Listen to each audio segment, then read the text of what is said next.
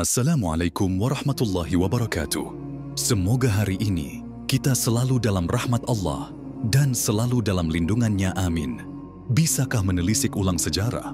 Tanggal 17 Ramadan 40 Hijriah, Jumat subuh, atas nama menegakkan hukum Allah dan menjaga syariatnya, salah satu sahabat utama Rasulullah, sepupu sekaligus menantunya, satu dari 10 sahabat yang dijamin masuk surga, Ahlul Bait Rasul yang menjadi sebab turunnya ayat Ahlu Qitsah, sosok yang menurut Rasul adalah pintu dari gudang ilmu agama, dibunuh oleh seseorang yang bernama Abdurrahman bin Muljam. Siapakah Abdurrahman bin Muljam? Dia bukan orang kafir, Yahudi, Nasrani maupun Majusi dan lain-lain. Abdurrahman bin Muljam seorang penghafal Quran, bacaannya fasih, dan senantiasa mendorong yang lain untuk menjadi hafiz. Dia bergelar Al-Maqri', ada yang membaca Al-Muqri', karena keahliannya dalam baca tulis Al-Quran. Amirul Mukminin Umar bin Khattab mengutus Abdurrahman bin Muljam ke Mesir untuk mengajarkan penduduk Mesir belajar sekaligus menghafal Al-Quran. Bagaimana bisa penghafal Al-Quran su'ul khotimah? Rasulullah sudah memberikan sinyal dalam sabdanya, akan muncul suatu kaum dari umatku yang ahli dalam membaca Al-Quran. Bacaan kalian tidak ada apa-apanya dibandingkan mereka. Solat kalian tidak ada apa-apanya dibandingkan mereka. Puasa kalian tidak ada apa-apanya dibandingkan mereka. Mereka membaca dan menghafal Al-Quran, dan mereka menyangka bahwa Al-Quran itu hujjah bagi mereka. Namun ternyata semua itu bencana bagi mereka. Bacaan Al-Quran, qila solat, tidak sampai melewati batas tenggorokan mereka. Mereka keluar dari Islam sebagaimana anak panah meluncur keluar dari busurnya. Hadis riwayat Imam Muslim.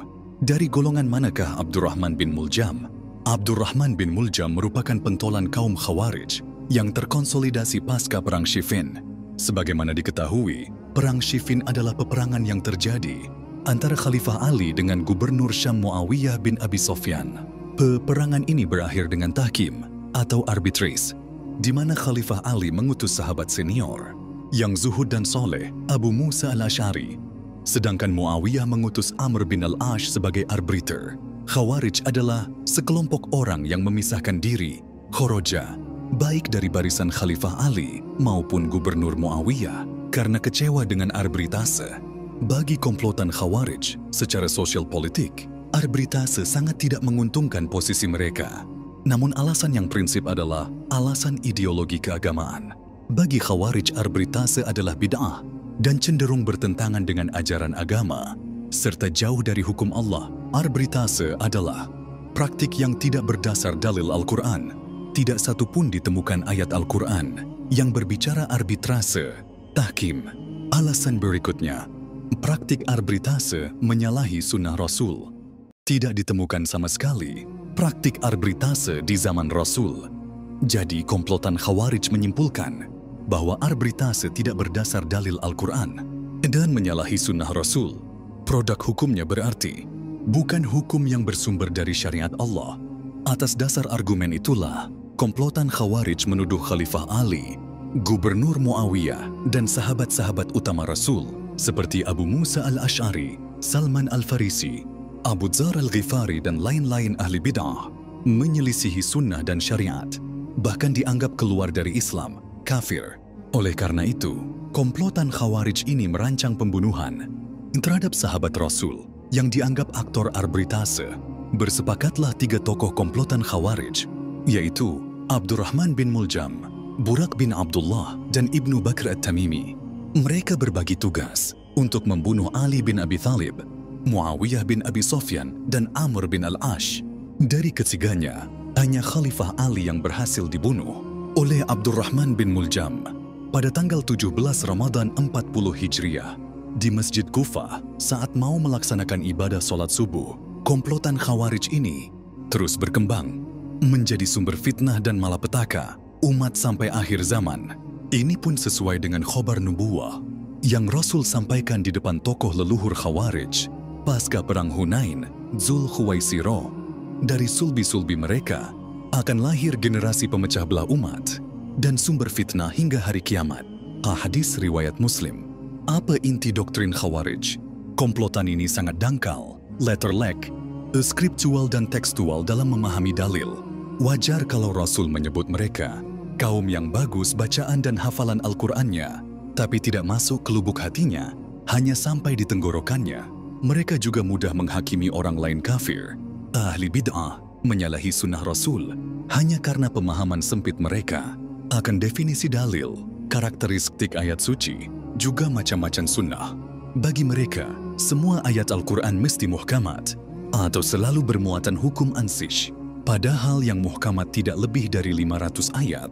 Dari keseluruhan ayat yang berjumlah 6.000 lebih, berarti 90% lebih. Ayat Al-Quran harus digali, dibaca secara kontekstual, diistinbat agar bisa dipahami substansi dalilnya.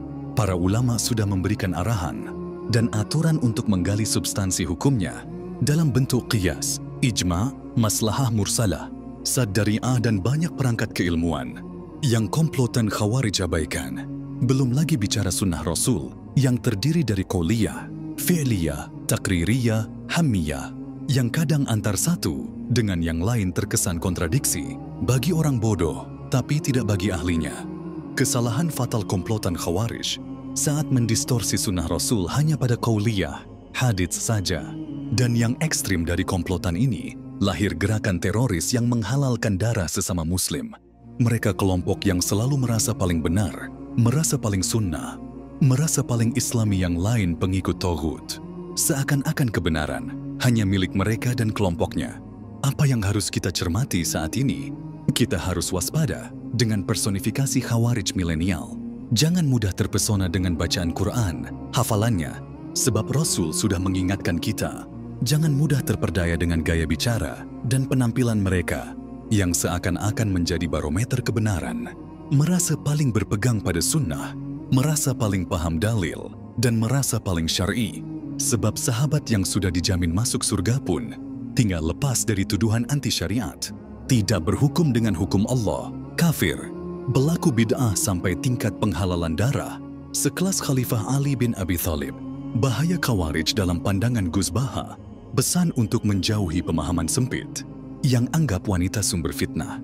Gus Baha menjelaskan bahwa Khawarij adalah golongan yang keluar dari Islam karena menyimpang jauh dari ajaran yang sebenarnya.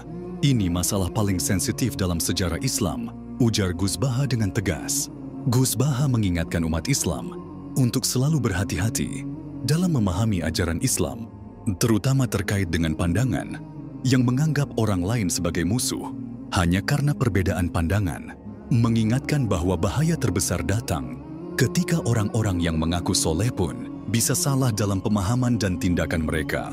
Khawarij, menurut Gus Baha, menjadi bahaya besar bagi umat Islam karena mereka seringkali menganggap kesalehan sebagai ukuran tunggal dalam menilai seseorang tanpa perhitungan yang mendalam. Kenapa Khawarij ini jadi bahaya? Karena kesalehan yang tidak ada perhitungan. Jadi soleh tapi goblok, ungkap Gus Baha dengan nada yang penuh penekanan. Menurut pandangan Ahlus Sunnah wal Jamaah, Khawarij adalah golongan yang menyimpang dan keluar dari Islam karena memahami ajaran agama dengan cara yang sangat sempit dan tanpa dasar yang benar. Mereka seringkali menganggap bahwa kesalehan seseorang hanya bisa dilihat dari ketaatannya dalam ibadah tanpa melihat konteks dan keseluruhan kehidupan seseorang. Gus Baha juga menyinggung pandangan Khawarij terhadap perempuan.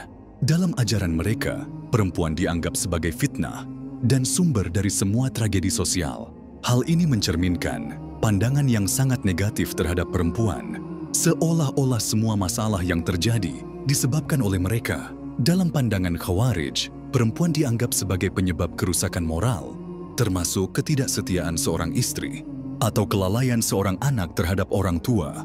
Jelas Gus Baha mengkritik cara pandang yang menempatkan perempuan sebagai faktor penyebab kejahatan tanpa memberikan ruang untuk memahami akar permasalahan yang lebih dalam. Menurut Gus Baha, pemahaman seperti ini sangat berbahaya karena mengabaikan hakikat bahwa kesalehan yang tidak dilandasi dengan pemahaman yang tepat bisa berakibat fatal. Ketika seseorang menjauhi perempuan hanya karena dianggap sebagai fitnah, itu berarti mereka secara tidak sadar memberi ruang bagi kezaliman. Ujar Gus Baha, mengingatkan bahwa tindakan semacam ini justru membuka peluang bagi kezaliman untuk berkembang.